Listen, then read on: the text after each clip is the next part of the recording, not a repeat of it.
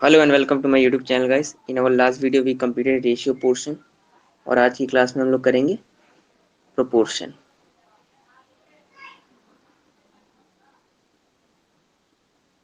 Clear guys? अब proportion का मतलब क्या है गाइस? प्रोपोर्शन का बेसिकली मतलब है इक्वालिटी ऑफ रेशियोज। क्या?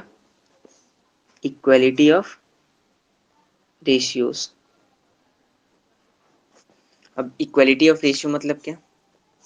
मानिए कोई दो रेशियो है A:B और एक रेशियो है C:D।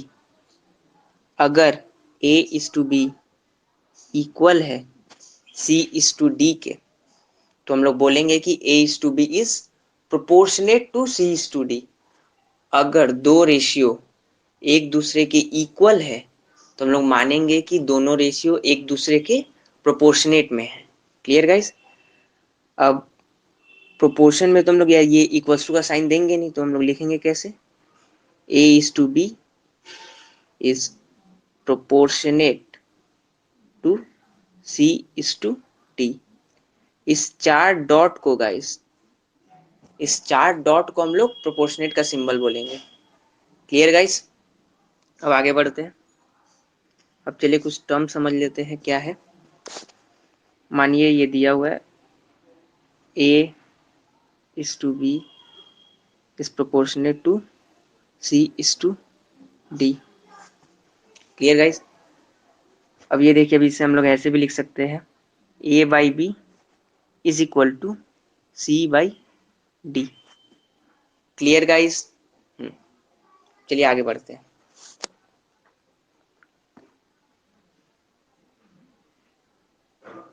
जो A:B और C:D है, इसमें A एंड D को हम लोग एक्सट्रीम बोलते हैं। क्या? एक्सट्रीम्स। ये टेक्निकल टर्म है गाइस, ये आपको याद रखना पड़ेगा। A एंड D को हम लोग क्या बोलेंगे? एक्सट्रीम। Clear guys? और B एंड C को क्या बोलेंगे? B एंड C को हम लोग बोलेंगे mean. Clear guys? A and D को हम लोग क्या बोलेंगे? एक्सट्रीम। A एंड D को हम लोग क्या बोलेंगे? एक्सट्रीम।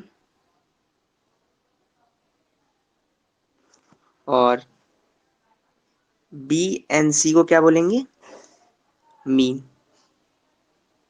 Clear guys? चलिए और आगे समझते हैं। A/B इक्वल्स टू C/D, ऐसे हम लोग लिख सकते हैं। अब क्रॉस मल्टीप्लाई करते हैं। A into D equals to C into B. Guys मैंने आपको पिछले वाली स्लाइड में क्या दिखाया था कि A D equals to extreme. A और D को हम लोग क्या बोलते हैं?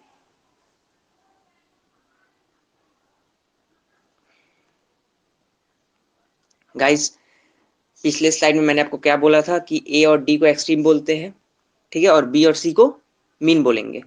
तो A और D क्या है? एक्सट्रीम। तो हम लोग यहाँ पे क्या लिख सकते हैं? Product of extremes. Clear guys? इसको हम लोग क्या बोल सकते हैं? Product of extremes. और सी एंड बी को हम लोग क्या बोलते हैं? मीन। तो इसको क्या बोलेंगे? Product of mean. Clear guys? तो ये आपका एक इंपॉर्टेंट फॉर्मूला बन गया है कि product of extreme is equal to product of mean. ये आपका पहला फॉर्मूला है। Product of extreme is equal to product of mean. अब चलिए कुछ एग्जांपल्स कर लेते हैं। मानिए एक सम दिया हुआ है, ठीक है, बोला है। चलिए सम से पहले एक और कॉन्सेप्ट क्लियर कर लेते हैं। A:B is proportionate to C:D। Clear guys? अब देखिए A:B is to C:D। ए को हम लोग बोलेंगे first term, clear guys? A को क्या बोलेंगे? First term. बी को क्या बोलेंगे? Second term. Clear guys? C को क्या बोलेंगे? Third term.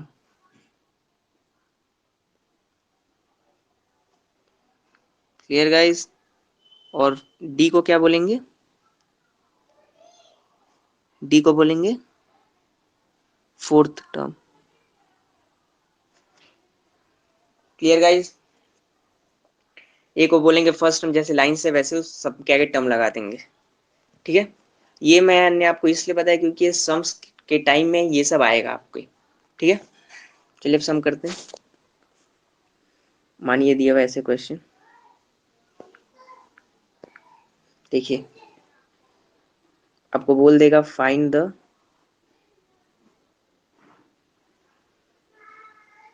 गाइस, एक बात याद रखिएगा जो मैंने आपको पिछले स्लाइड में पढ़ाया ये वाला, कि first term, second term, third, fourth, यहाँ पे टर्म की जगह आपको प्रोपोर्शन भी बोल सकता है कि first proportion, second proportion, third proportion. ठीक है, जैसे आप क्वेश्चन में देगा फाइंड द थर्ड टर्म या proportion if the other terms are 12, 4, 8। Clear guys? A by B equals to C by D होता है आपका प्रोपोर्शन रेशियो, प्रोपोर्शन का फॉर्मूला। ठीक है, आपको कौन सा टर्म निकालना है? Third term. थर्ड टर्म निकालना है, तो मतलब जो ये 12, 14, 8 है, 12 आपका फर्स्ट टर्म हुआ, 14 आपका सेकंड टर्म हुआ, और 8 आपका फोर्थ टर्म हुआ। ठीक है, तो हम लोग उसको पुट कर देते हैं, 12, 4 इक्वल्स टू सी बाई 8। समझ में आएगा इस? अब एक और फॉर्मूला मैंने आपको बताया था, product of extreme equals to product of mean. तो ये वहां जाके इंटू, अगर 12 इंटू 8। Clear guys? अब से इंटू कीजिए, कितना आएगा? 24। तो आपका थर्ड टर्म क्या होगा? See guys. समझ में आया? यही सम था। अब आगे बढ़ते हैं। Proportion with 3 numbers. Proportion with 3 numbers. अभी तक आप लोग देखे होंगे कि प्रोपोर्शन के लिए 4 नंबर होना जरूरी है। A by B equal to C by D. तो 3 नंबर से कैसे प्रोपोर्शन होगा, चलिए समझते हैं कैसे होगा। A is to B proportion to B is to C. समझ में आया गाइस? अगर आपका जो मीन है, मीन अगर दोनों सेम है तो उसको क्या बोलेंगे? प्रोपोर्शन विथ 3 नंबर या मीन प्रोपोर्शन। चलिए समझते हैं कैसे होगा। A by B equals to B by C. Clear guys? Cross multiply करने पे ये आएगा, फिर पावर चल के वहां पे बन जाएगा रूट। तो हम लोग क्या बोलेंगे? B is the mean proportion of A and C, या फिर B is the mean proportion between A and C। Clear guys? चलिएगा जब एक सम भी कर लेते हैं। Find the third term with number 8 and 12।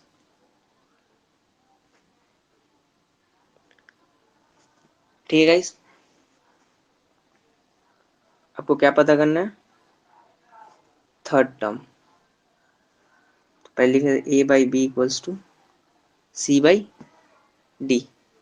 Clear guys? A by B equals to C by D, आपको ये वाला टर्म निकालना है। ठीक है, अब गाइस आपको क्वेश्चन में क्या 3 नंबर दिया हुआ है? 2 नंबर दिया हुआ है। अब अगर 2 नंबर दिया और तीसरा नंबर निकालना है तो आप लोग समझ जाइए, आंख बंद करके, ये मीन प्रोपोर्शन का सम है। ठीक है, तो थर्ड निकालना है, तो आप लोग जानते हो कि ये थर्ड और सेकंड दोनों सेम होते हैं मीन प्रोपोर्शन में, तो ये दोनों ये हो जाएगा। और क्वेश्चन क्या था? 8 और 12। 8 और 12। Clear guys? तो क्या आएगा, 8 into 12 equals to B square, B equal to root over 96। Clear guys? आज के क्लास के लिए बस इतना ही गाइस। होप्स आप लोगों को वीडियो पसंद आया हो। Please like share and subscribe the video. Thank you and bye bye.